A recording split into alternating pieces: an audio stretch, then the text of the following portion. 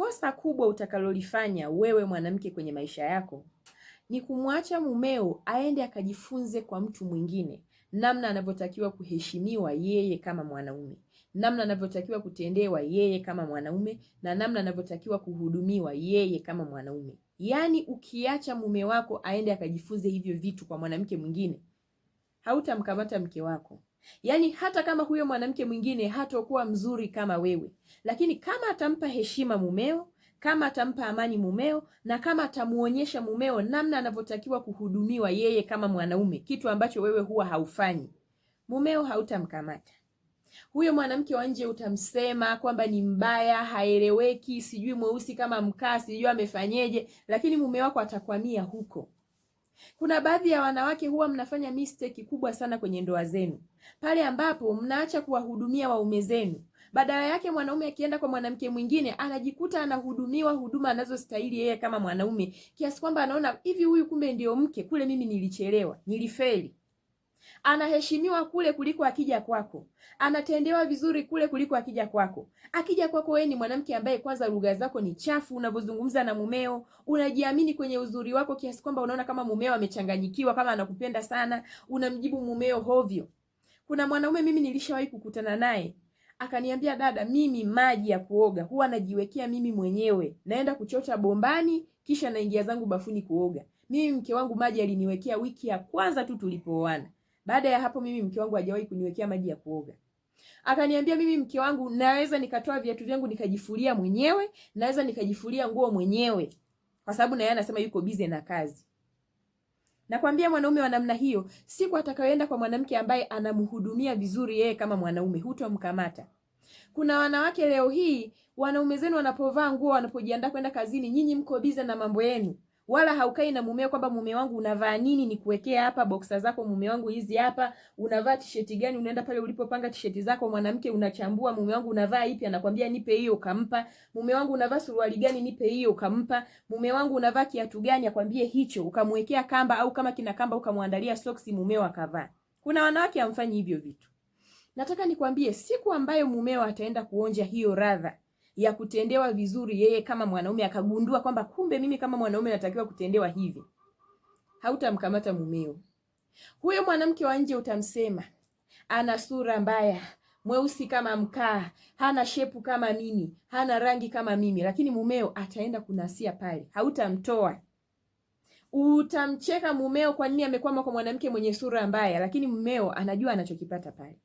Mwanaume yuko radhi kuishi na mwanamke yeyote yule ambaye hata sura yake pengine haieleweki, lakini akawa anampa heshima anayostahili yeye kama mwanaume, akawa anampa huduma, yani akawa anampa huduma ambazo yeye mwanaume anastahili kuhudumiwa na mwanamke, akawa anamtendea vizuri kama mwanaume ambavyo anastahili kutendewa.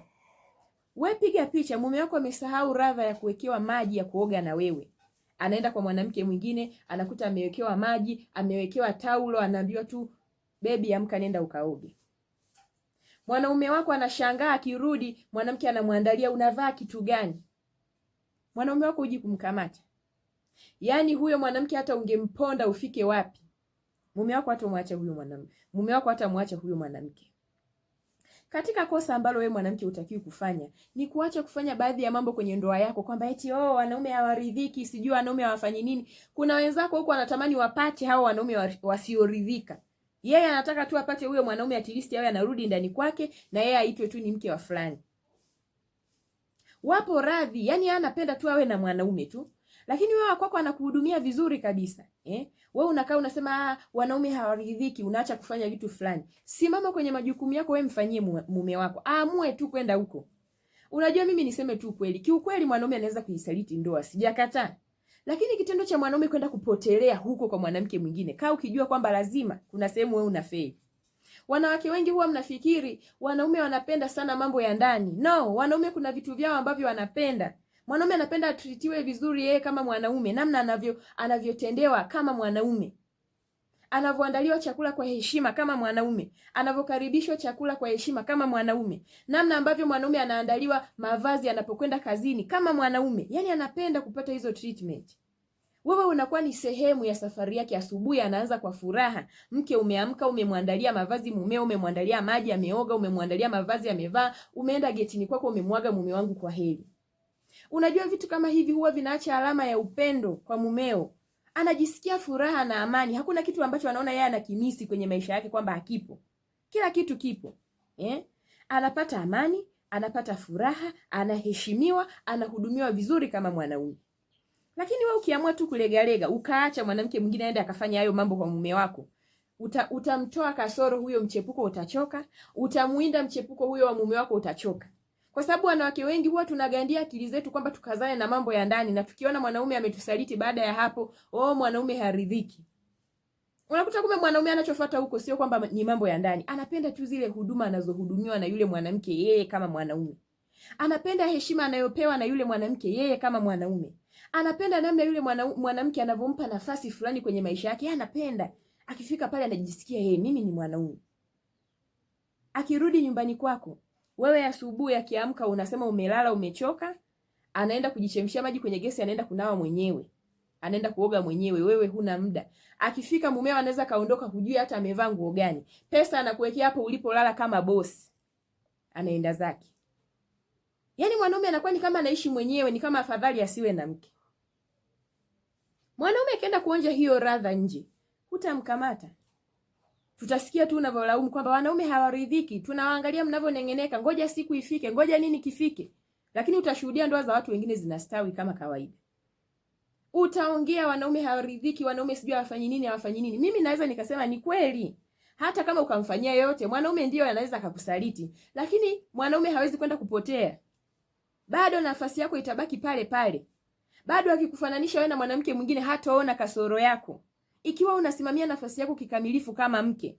Lakini wewe kama umeamua sasa hivi umelala, umwandalie mumeo chochote, ufanyi chochote kwa sababu unasema mumeo haridhiki, sasa hivi kitakachofuata mumeo atahamia mazima huko. Atabeba na mabegi yake aondoke. Mambo ndio yako hivi kwenye maisha. Kuna vitu vidogo vidogo unaweza kuvipuuzia, lakini mwanaume vinaweza vikamuondoa kwako kabisa. Yaani mwanaume anaweza kachanganyikiwa na mtu ukasema amerogwa huko nje, lakini hajarogwa. Ni vile tu anaona kule anapewa heshima anayostahili yeye kama mwanaume. Ni vile anaona yule mwanamke anamtendea vizuri kama mwanaume. Mwanaume anahamia kabisa. Anaona ni afadhali nikae na mwanamke mwenye sura ya kawaida, lakini anajua kunitendea vizuri mimi kama mwanaume. Yuko na mimi kama mwanaume wakati wote, ananipa heshima, ananiandaa asubuhi, ananiwekea maji, anafanya hivyo vitu wanaume wanapenda. Anajisikia yeye ni mwanaume, anaona kabisa kweli hii ndio raha ya kuwa na mke. Asubuhi mke ameamka, amemwandalia maji safi. Mwanaume anaomba maji, analetewa maji na wewe safi. Inafika wakati mwanaume akiomba maji ya kunywa analetewa na binti wa kazi. Mwanaume akiomba maji ya kuoga anaitwa dada kambandikie mume wako maji. Na bado akikubandikia unasema kuletee mpaka kwenye mlango wa chumbani, wewe ufanye kuingiza bafuni. Yaani wewe ukifika nyumbani ni wewe na simu.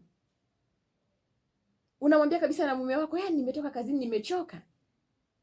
Na wengine mnasema kabisa, mnaona kama ni jambo la sifa. Sisi na wanaume unakuta mimi nafanya kazi na mwanaume naye anafanya kazi. Kwa nini nijihangaishe kufanya hiki na hiki? Kaa ukijua kwamba mwanaume akikuruhusu wewe ufanye kazi, haimaanishi kwamba amekutoa kwenye kundi la wewe kuwa mke wake. Wewe bado utabaki kuwa mke wake.